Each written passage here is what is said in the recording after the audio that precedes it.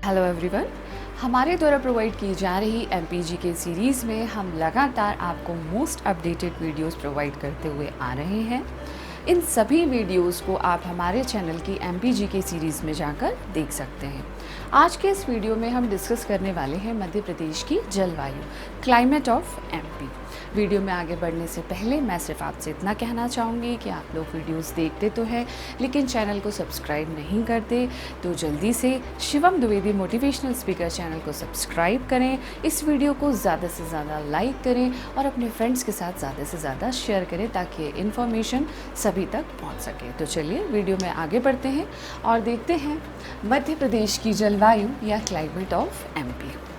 तो मध्य प्रदेश की जलवायु किस तरह की है? मध्य प्रदेश की जलवायु उष्णकटिबंधीय मानसूनी जलवायु, उष्णकटिबंधीय मानसूनी जलवायु, ट्रॉपिकल मॉनसून क्लाइमेट।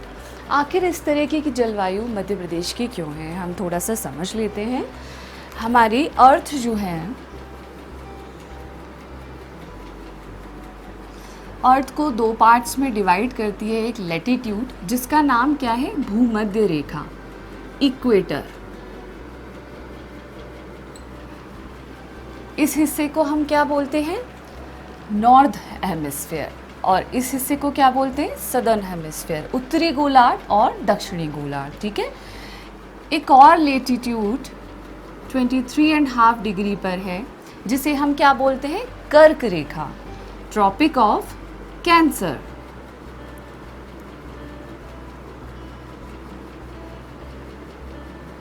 और साउथ में अगर देखें, सदर्न हेमिस्फीयर में भी 23.5 डिग्री पर एक लैटिट्यूड है जिसे हम क्या बोलते हैं, मकर रेखा, ट्रॉपिक ऑफ कैप्रिकॉर्न। ठीक है। तो ये जो क्षेत्र आप देख रहे हैं, ये एरिया जो आप देख रहे हैं, इस एरिया को उष्णकटिबंधीय कहा जाता है। क्या कहा जाता है, ट्रॉपिकल एरिया। और हमारा इंडिया कहाँ सिचुएटेड है, हमारा इंडिया सिचुएटेड है इस एरिया में, है ना, इस एरिया में सिचुएटेड है। तो ऑब्वियस सी बात है कि वहाँ का क्लाइमेट कैसा होगा, उष्णकटिबंधीय, ट्रॉपिकल क्लाइमेट। ठीक है। तो इंडिया के बीचों बीच मध्य प्रदेश सिचुएटेड है, तो मध्य प्रदेश का क्लाइमेट भी कैसा होगा, ट्रॉपिकल क्लाइमेट। ठीक है। थोड़ा सा कंसेप्ट क्लियर करने के लिए हम इस ज्योग्राफी तक गए थे। डीप में हम जब ज्योग्राफी पढ़ेंगे तब और अच्छे से समझेंगे इन सारे लैटिट्यूड्स को। अभी हम वापस अपने टॉपिक पर आ जाते हैं कि मध्य प्रदेश की जलवायु कैसी है। तो अब आपको समझ में आ गया मध्य प्रदेश की जलवायु ट्रॉपिकल क्यों है, उष्णकटिबंधीय क्यों है, तो आई थिंक क्लियर हो गया होगा। चलिए तो आगे बढ़ते हैं। मध्य प्रदेश की जलवायु को 5 क्षेत्रों में डिवाइड किया गया है। ठीक है, 5 पार्ट्स में डिवाइड किया गया है मध्य प्रदेश की जलवायु को। अब देखते हैं। पहला है उत्तर का मैदान, दूसरा है सतपुड़ा पर्वतीय क्षेत्र, तीसरा है मालवा का पठार, चौथा है नर्मदा घाटी और पांचवा है बघेलखंड। अब देखिए मैप में मैंने इन पूरे जलवायु क्षेत्रों को डिस्क्राइब किया है, अलग अलग बनाया है। अब देखिए, ये है मध्य भारत का पठार, ये पूरा हिस्सा और इतना, ठीक है, नीमच वाला हिस्सा, और ये पूरा इतना हिस्सा मध्य भारत का पठार कहलाता है। ठीक है। इसके बाद आप ये देख रहे होंगे, यहाँ से लेकर यहाँ तक ये पूरा एरिया क्या कहलाता है, बुंदेलखंड। क्या कहलाता है, बुंदेलखंड। और ये आप देख रहे हैं यहाँ पर है रीवा पन्ना का पठार। ठीक है। तो ये पूरा एरिया यहाँ से लेकर यहाँ तक, ये तीनों चीज़ें क्या कहलाती हैं, उत्तर का मैदान।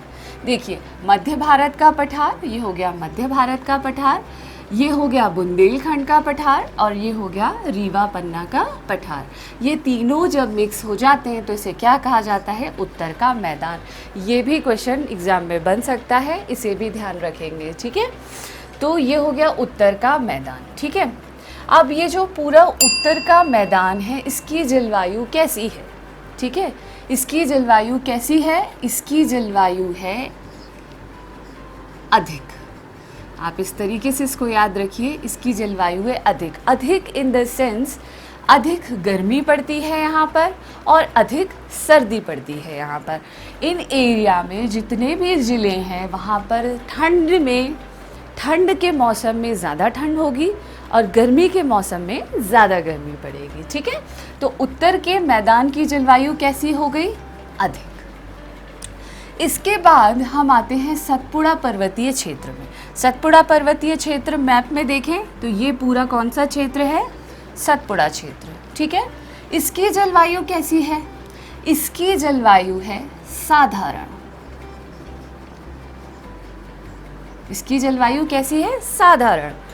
ठंड में साधारण ठंड होगी, गर्मी में साधारण ठंड होगी, गर्मी में साधारण गर्म रहेगा ये। ठीक है, तो जितने भी ज़िले यहाँ पर हैं, बालाघाट, सिवनी, बैतूल, ये सारे ज़िलों पर साधारण जलवायु का प्रभाव रहेगा। ठीक है, आपको मैप में सारे डिस्ट्रिक्ट्स भी पता होने चाहिए, कहाँ कौन सा डिस्ट्रिक्ट है, तभी आपको ये चीज़ अच्छे से समझ में आएगी।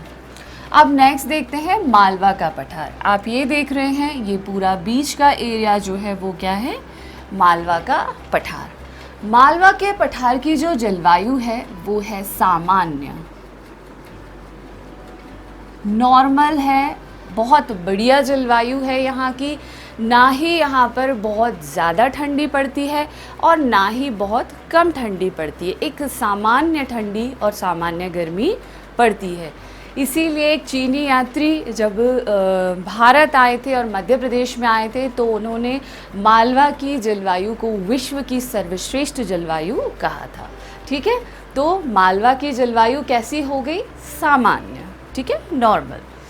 अब इसके बाद बचते हैं नर्मदा घाटी और बघेलखंड। ठीक है, नर्मदा घाटी हो गई, ये पूरी नर्मदा घाटी वाला क्षेत्र है, और ये पूरा है बघेलखंड वाला क्षेत्र। इसकी जलवायु कैसी है? इसकी जलवायु है इन दोनों का मिक्सचर, अत्यधिक गर्म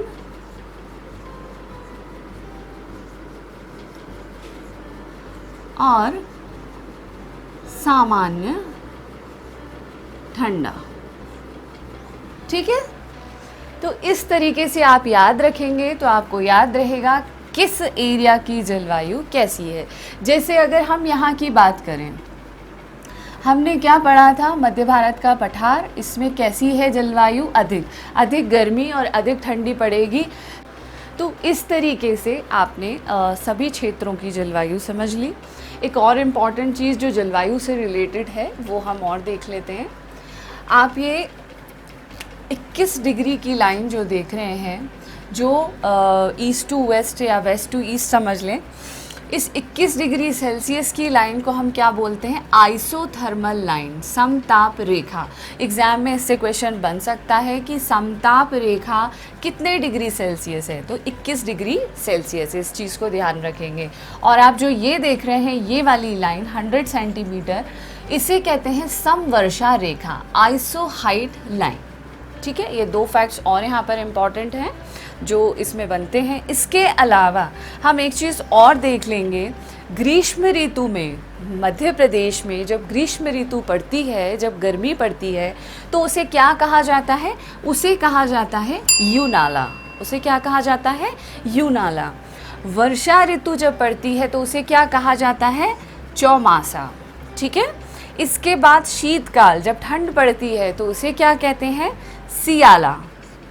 और इसके अलावा जब शीतकाल में जो वर्षा होती है, हल्की हल्की बारिश होती है, उसे हम क्या बोलते हैं? मावठा। ठीक है, इससे भी एग्ज़ाम में क्वेश्चन बनते हैं। तो मैंने आपको सभी इम्पॉर्टेंट चीज़ें यहाँ पर कवर करवा दी है। मुझे नहीं लगता कि मध्य प्रदेश की जलवायु में से अब आपका एक भी क्वेश्चन गलत होगा। आई होप ये वीडियो आपको अच्छा लगा होगा। जल्दी से चैनल को सब्सक्राइब कर लीजिए, ज़्यादा से ज़्यादा लाइक एंड शेयर करिए। तो मिलते हैं इसी तरह के अपडेटेड और इन्फॉर्मेटिव वीडियो के साथ बहुत जल्द। Thank you.